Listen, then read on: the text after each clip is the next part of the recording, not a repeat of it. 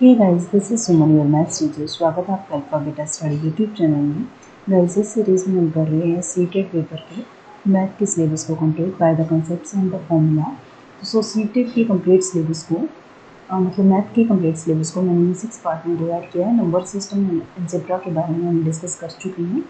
Ratio and proportion हमने start कर रखा है। आज ये रेशियो एंड प्रोपोर्शन का हमारा जो है वो सेकंड पार्ट होगा, जिसमें हम डिस्कस करेंगे profit and loss, discount, simple interest and compound interest के बारे में।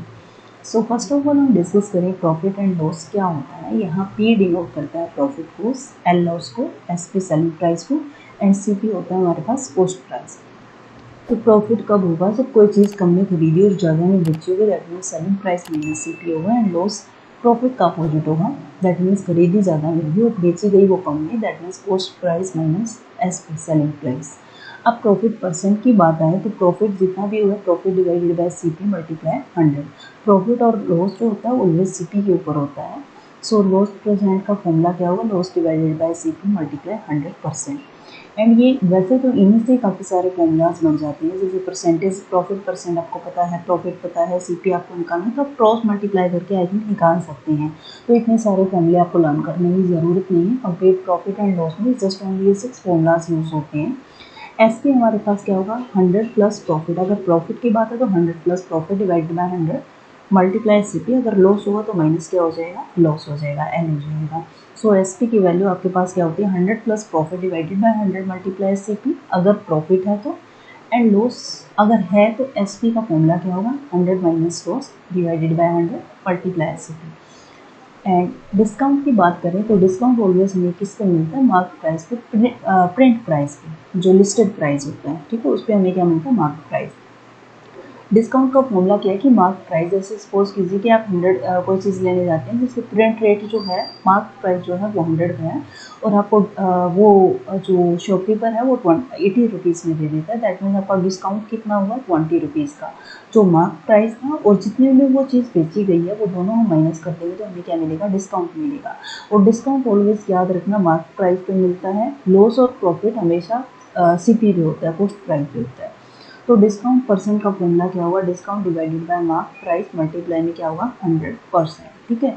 सो यहाँ D जो है वो डिस्काउंट को शो करता है, SP सेलिंग प्राइस को और MP मार्क प्राइस को। कई बार मार्क प्राइस को लिस्टेड प्राइस या प्रिंटेड रेट भी बोला जाता है। ठीक है। नाउ हम डिस्कस करें some important formulas of profit and loss पे ही डिपेंड है। सपोज कीजिए कई बार है ना CTET में और STET में क्वेश्चन डायरेक्ट पूछा जाता है, जैसे कि CP of A article is equal to SP of B article. That means हमारे पास क्या बोलते हैं, मान लीजिए क्वेश्चन में ये गिवन हो SP ऑफ 8 आर्टिकल इक्वल आ जाए CP ऑफ 8 आर्टिकल इक्वल आ जाए मान लीजिए SP ऑफ 4 आर्टिकल, तो हमारे पास क्या रेट होगा, यानी कि प्रॉफिट होता है तो हमें कितना होता है, अगर लॉस होता है तो कितना होता है। ये बात याद रखना कि जब हमारे पास A बड़ा होगा यानी कि CP नंबर ऑफ आर्टिकल ज़्यादा होंगे, CP जो यहाँ CP की बना ना, CP ऑफ A आर्टिकल, अगर ये A बड़ा हुआ B से तो हमारे पास ऑलवेज प्रॉफिट होगा और ये A छोटा हुआ B से तो हमारे पास क्या होगा, लॉस होगा। देखो कॉमन सेंस की बात है, अगर कॉस्ट प्राइस ज़्यादा आर्टिकल का, 8 आर्टिकल का कॉस्ट प्राइस और सेल की गई है कम चीज़ें तो हमें प्रॉफिट ही होगा ना, क्योंकि चीज़ें ज़्यादा बनी, आर्टिकल ज़्यादा बनी और सेल तो हमने कम किए तो हमारे पास प्रॉफिट होगा। यानी कि उसी प्राइस में जितना CP हमने यहाँ लगाया उसी के अकॉर्डिंग तो हमने सेल किया और सेल कम किए तो हमारे पास प्रॉफिट होगा। अगर मान लीजिए हम ज़्यादा CP हमारे पास ज़्यादा होगा और SP हमारे पास जो आर्टिकल, नंबर ऑफ आर्टिकल्स क्या होंगे, ज़्यादा होंगे और CP हमारे पास कम होंगी तो हमारे पास क्या हो जाएगा, लॉस हो जाएगा। तो ये फॉर्मूला होता है, डायरेक्ट आप वैल्यूज पुट करेंगे तो यहाँ से निकल जाएगा। दैट मीन्स प्रॉफिट आपको निकालना है तो CP ऑफ A आर्टिकल, तो नंबर ऑफ आर्टिकल्स आप CP वाले उठाएंगे, उसमें से माइनस करेंगे D से और डिवाइड में ऑलवेज B आएगा, यानी कि SP वाली जो नंबर ऑफ आर्टिकल्स है वो हमेशा डिवाइड में आएंगे। आई होप ये कंसेप्ट आपको समझ आ गया होगा। ये शॉर्टकट ट्रिक है इन क्वेश्चन को सोल्व करने की। अगर आप बाय सिंपल मेथड से करते हैं तो काफ़ी ज़्यादा टाइम कंज्यूम करते हैं गाइस ये क्वेश्चन। एंड नाउ हम बात करें कि प्रॉफिट एंड लॉस से ही रिलेटेड। अभी देखिए इससे पहले वाले जो पार्ट फर्स्ट में हमने परसेंटेज के बेस पे ये कंसेप्ट क्लियर किया था कि अगर A% इंक्रीज होता है, A% डिक्रीज होता है तो कितना ही फर्क पड़ता है। ठीक है।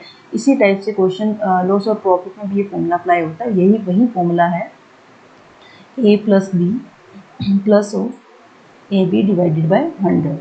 Okay, if two similar article are sold, ध्यान रखना सिमिलर सेम चीज़ें बेची गई हैं, एक तो A% के प्रॉफिट पे बेची गई है and another at a loss of A%, another को दूसरी चीज़ को A% के लॉस पे बेचा गया है, तो ओवरऑल हमें क्या होगा, लॉस होगा, जैसे ओवरऑल उसमें डिक्रीमेंट हो रहा था। ठीक है, तो हमारे पास क्या हो जाएगा, अब इन्होंने क्या बोला, एक पे प्रॉफिट हुआ तो प्लस का ए रखेंगे। ठीक है, अनदर पे हमें क्या हुआ, लॉस हुआ A% का, तो माइनस का ए रखेंगे। प्लस में क्या आ जाएगा, ए बी यानी कि लॉस हुआ था minus a divided by 100, overall sign क्या आ जाएगा, परसेंटेज का। अब यहाँ से माइनस ए से माइनस ए प्लस ए से माइनस ए कैंसिल हो गया और यहाँ से हमारे पास क्या आ जाएगा, माइनस के square divided by 100%। That means यहाँ क्या हुआ है, लॉस हुआ है कितने का, ए स्क्वायर डिवाइडेड बाय 100% का। ठीक है, तो इस टाइप का ये फॉर्मूला जो है ना काफ़ी कंसेप्ट में यूज़ होता है एरियाज निकालने। सर्कल की अगर मान लीजिए रेडियस चेंज होती है, इतने की चेंज होती है, इतना परसेंट इंक्रीज होती है डिक्रीज होती है, वहाँ से भी हम ये फॉर्मूला लगा के डायरेक्ट क्वेश्चन निकाल सकते हैं। नेक्स्ट देखिए, अब हम कंसेप्ट क्लियर करते हैं अपने simple interest and compound interest के बारे में। तो सिंपल इंटरेस्ट यहाँ SI डिनोट करता है सिंपल इंटरेस्ट को, A अमाउंट को डिनोट करता है, T टाइम को, R रेट को, P प्रिंसिपल को एंड CI जो है वो कंपाउंड इंटरेस्ट को डिनोट करता है। अब सिंपल इंटरेस्ट क्वेश्चन में ही गिवन होता है कि हमें कंपाउंड निकालना है या सिंपल इंटरेस्ट निकालना है। अगर कुछ नहीं बोला गया दैट मीन्स आपको सिंपल इंटरेस्ट से उस क्वेश्चन को सॉल्व करना है, एंड कंपाउंडेडली बोला जाए तो आपको कंपाउंड इंटरेस्ट वाला फॉर्मूला लगाना है। अब सिंपल इंटरेस्ट और कंपाउंड इंटरेस्ट में गाइस फर्क क्या होता है, जैसे सपोज कीजिए आपने बैंक में 100 रुपीज़ जमा किए। ठीक है, अगर मान लीजिए 100 रुपीज़ में मैं कहती हूँ कि आपको 5 रुपीज़ का एक साल में रेट लगता है, तो नेक्स्ट ईयर कितने हो जाएंगे, 105 रुपये। और उससे अगले साल भी अगर वही 100 रुपये पे ही आपको प्रॉफिट मिलता जाए हर साल, तो वो हमारा सिंपल इंटरेस्ट होता है। और कंपाउंड इंटरेस्ट क्या होता है, जैसे सपोज कीजिए अभी आपने 100 रुपीज़ बैंक में जमा करवाए और एक साल के बाद 105 रुपये होते हैं, तो एक साल के बाद जो फिर दूसरे साल में जो प्रिंसिपल बने 105 बन जाए, यानी कि उस 5 पे जो ब्याज के ऊपर भी ब्याज आपको मिलता है वो हमारे पास क्या होता है, कंपाउंड इंटरेस्ट होता है। जो इंटरेस्ट के ऊपर इंटरेस्ट हमें मिलता है वो हमारे पास कंपाउंड इंटरेस्ट होता है। आई होप ये कंसेप्ट आपको समझ आ गया होगा। सिंपल इंटरेस्ट का फॉर्मूला होता है principal multiply rate multiply time divided by 100, and amount में हम क्या करेंगे, प्रिंसिपल जो हमारा था उसमें हम सिंपल इंटरेस्ट ऐड करेंगे। ठीक है, जब कंपाउंड इंटरेस्ट की बात आती है तो ये वाला फॉर्मूला जो हमारे पास है वो अमाउंट का है। अमाउंट क्या होगी, ज़्यादा, यानी कि प्रिंसिपल में कुछ ना कुछ इंटरेस्ट ऐड होता है तब हमारे पास अमाउंट आती है। अब कंपाउंड इंटरेस्ट की बात आए तो अमाउंट माइनस प्रिंसिपल, आप पहले अमाउंट निकाल के फिर प्रिंसिपल भी माइनस कर सकते हैं, या फिर डायरेक्ट आप करें तो इसमें से आपने क्या करना है, प्रिंसिपल माइनस करना है। ठीक है, प्रिंसिपल आप माइनस करेंगे तो यहाँ प्रिंसिपल आपने क्या किया, कॉमन निकाल दिया। दैट मीन्स आप कंपाउंड इंटरेस्ट का फॉर्मूला ये भी यूटिलाइज कर सकते हैं और ये भी यूज़ कर सकते हैं, वो आपके अकॉर्डिंग है कि आपका कौन से वाला फॉर्मूला आप यूज़ करते हैं। ठीक है, अब हम बात करें कि क्वेश्चन में ना कई बार ये आ जाता है कि when interest is compounded half yearly.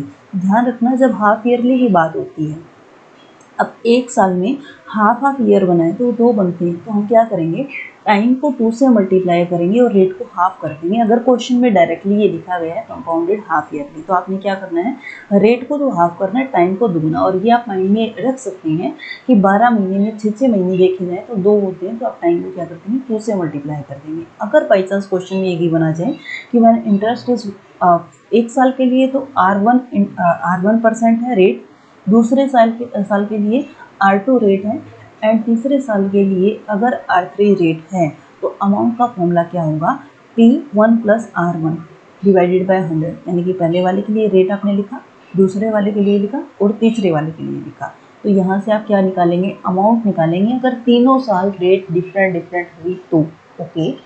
अब हम डिस्कस करें, इस टाइप के क्वेश्चन आते हैं, काफ़ी टिपिकल हो जाते हैं अगर आप इसका कंसेप्ट नहीं जानते तो।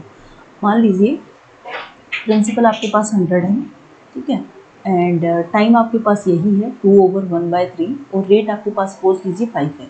बात आ जाती है अगर सम कंप्लीट है, कंप्लीट नंबर है, इंटीजर है, तो कोई दिक्कत ही नहीं होती। अगर फ्रैक्शनल फॉर्म में हो तो हम क्या करेंगे, काफ़ी इजी फॉर्मूला है इसका।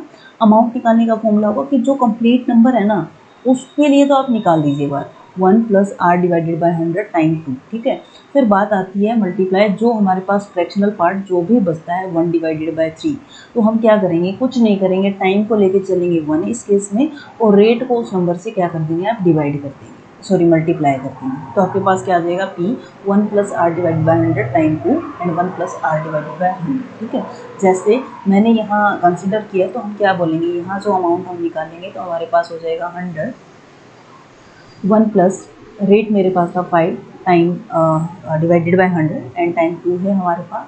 देन हम क्या करेंगे 1 प्लस 5 मल्टीप्लाई में आएगा 1/3 डिवाइडेड बाई 100, 3 मल्टीप्लाई 100 होता तो 300 हमारे पास हो जाएगा टोटल ओवरऑल, और यहाँ आ जाएगा 1। इसके बाद हम कर लेंगे इसको कैलकुलेट।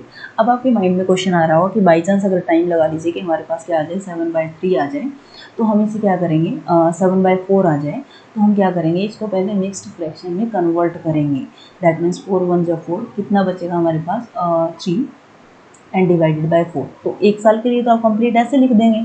तो अगर टाइम ये होता तो हम क्या करते हैं, हमारे पास अमाउंट आ जाती है फिर 1 प्लस हमारे पास रेट था 5 डिवाइडेड बाय में 100 टाइम 1। कंप्लीट नंबर को तो आप सिंगल टाइम लेंगे, फिर मल्टीप्लाई में इसके साथ क्या आ जाता 1 प्लस रेट को आप मल्टीप्लाई करते 3 डिवाइडेड बाय 4 मल्टीप्लाई में 100 और टाइम आप क्या लेके चलेंगे 1 लेके चलेंगे। तो इस तरह से आप अगर टाइम फ्रैक्शनल फॉर्म में गिवन है तो इस तरह से हम अमाउंट निकाल सकते हैं।